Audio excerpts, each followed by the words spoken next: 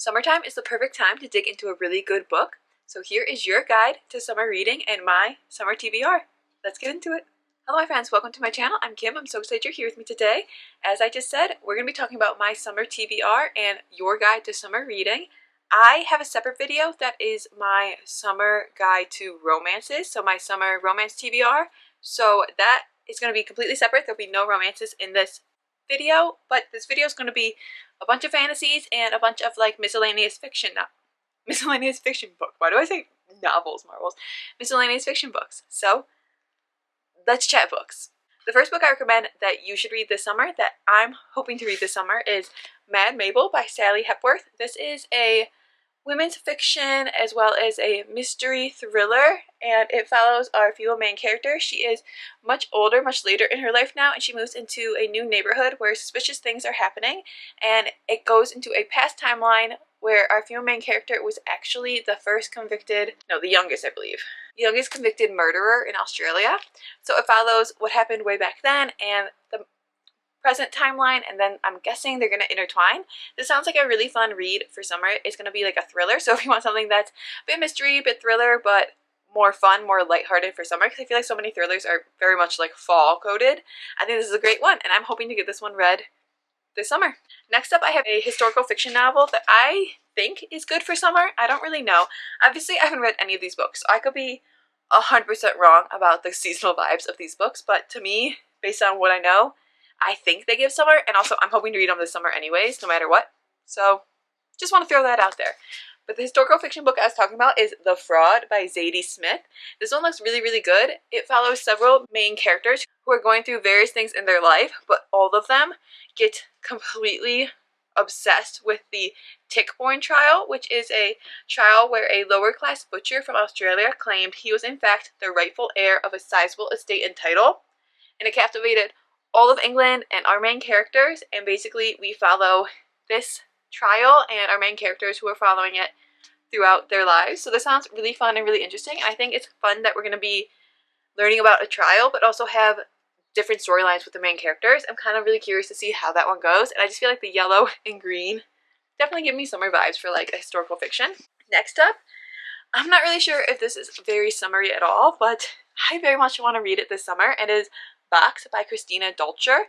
This is a women's kind of a thriller book, in my opinion, because I guess it's like a dystopian book.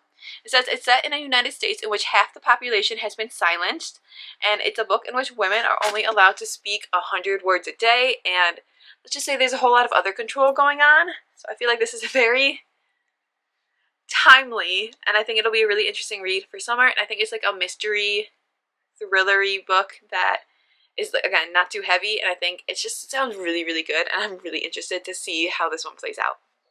Next one, I have The Unsinkable Greta James by Jennifer E. Smith.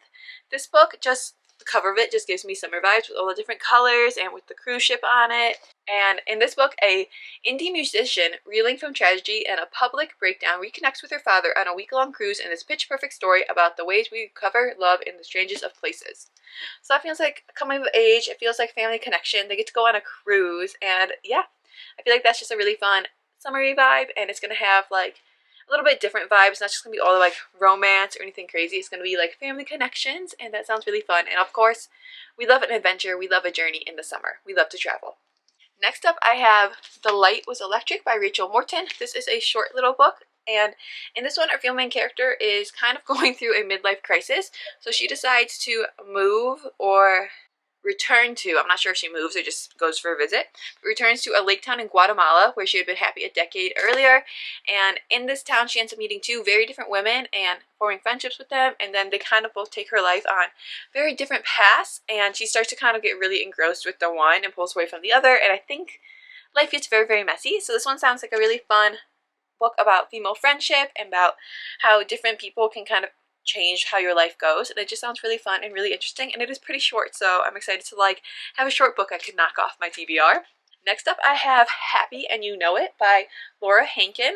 This one looks really fun and really interesting. Our female main character, she decides to take a job as a nanny for overprivileged women. So it says, a dark, witty page-turner about a struggling young young musician who takes a job singing for a playgroup of overprivileged babies and their effortlessly cool moms, only to find herself pulled into their glamorous lives and dangerous secrets. So that sounds really fun and really interesting, and I don't know, it's just such a cute little cover, and I just feel like it'll be a really fun summer, like, mystery psychological read. I hope it's psychological. I love, like, a good psychological read, so hopefully it has a little bit of that in that. Next up I have Awake in the Floating City by Susanna Kwan.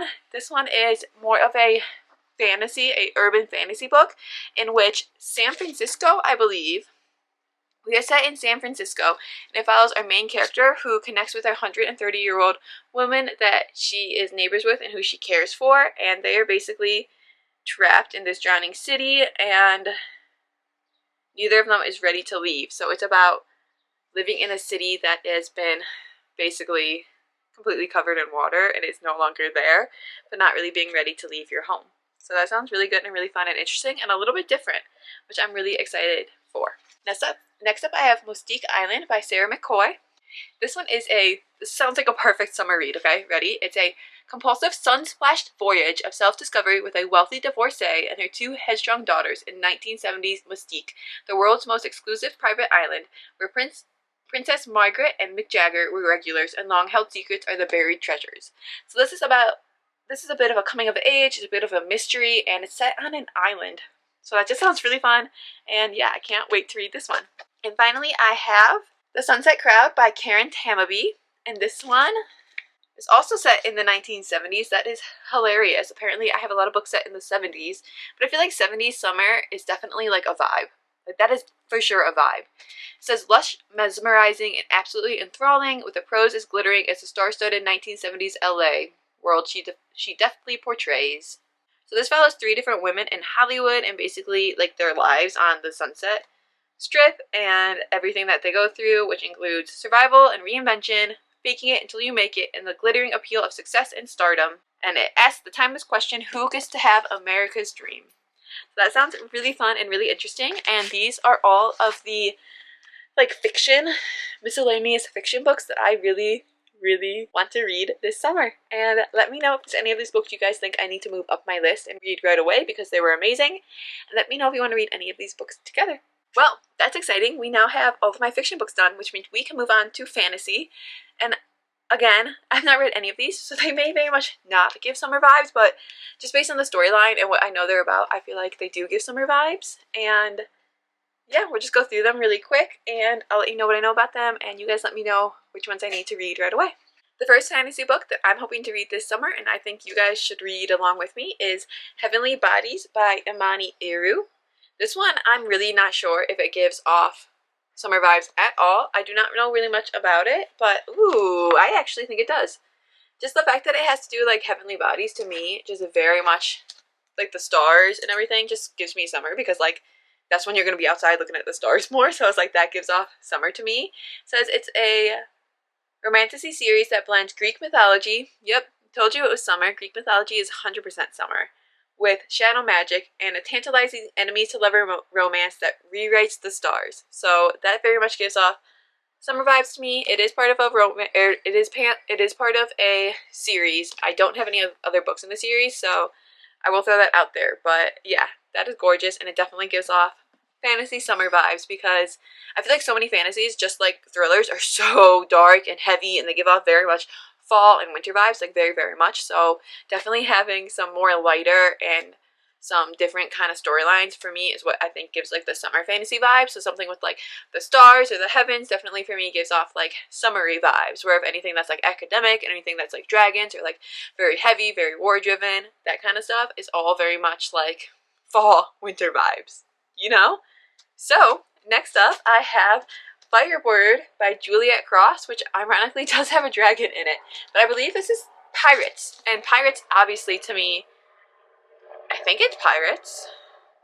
I could 100% be wrong. I thought there was pirates in this. But it says, a conqueror captivated, a witch prophesies to save them all, a world where dragons rule Rome. It is set in Roman times, so I feel like that does give summer vibes itself.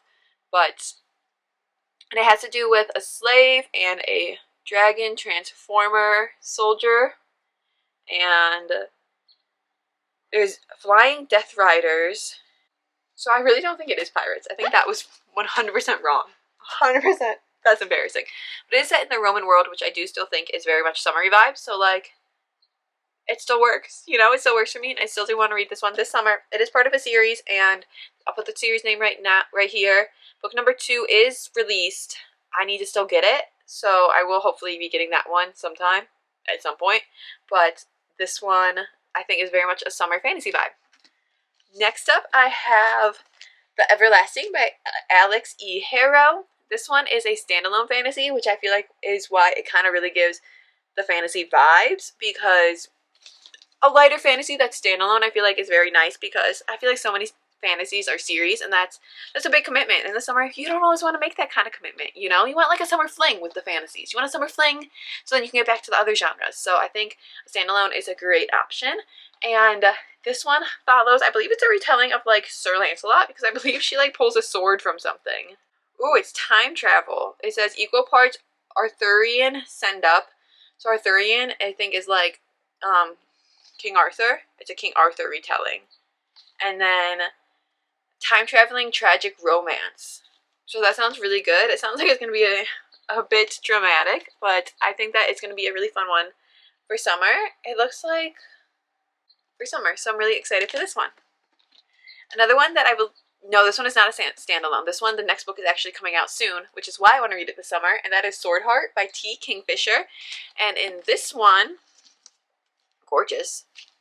In this one, it's a fantasy romance between a widowed housekeeper and her unlikely sworn protector.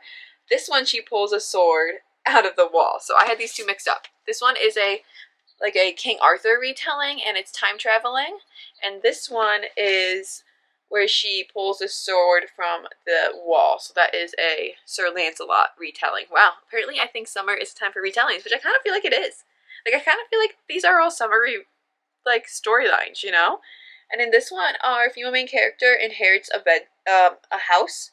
So she inherits a house, and unfortunately is full of money-hungry relatives. So he locks herself in her bedroom and pulls a sword that's been collecting dust on the wall, and a man comes out of the sword, and this man is her sworn protector. So that sounds really good and really fun. And like I said, I believe book 2 comes out soon, and I think that I want to get this read, obviously, before the next one comes out. The next one is part of a series as well. I only own book 1. I know like the fancy version of at least the next one is out, and I know like the whole series, I believe, in the non-deluxe edition is out, and that is The Bridge Kingdom by Danielle L. Jensen, and it is the Bridge Kingdom series as well. And oh my gosh, it's just so gorgeous.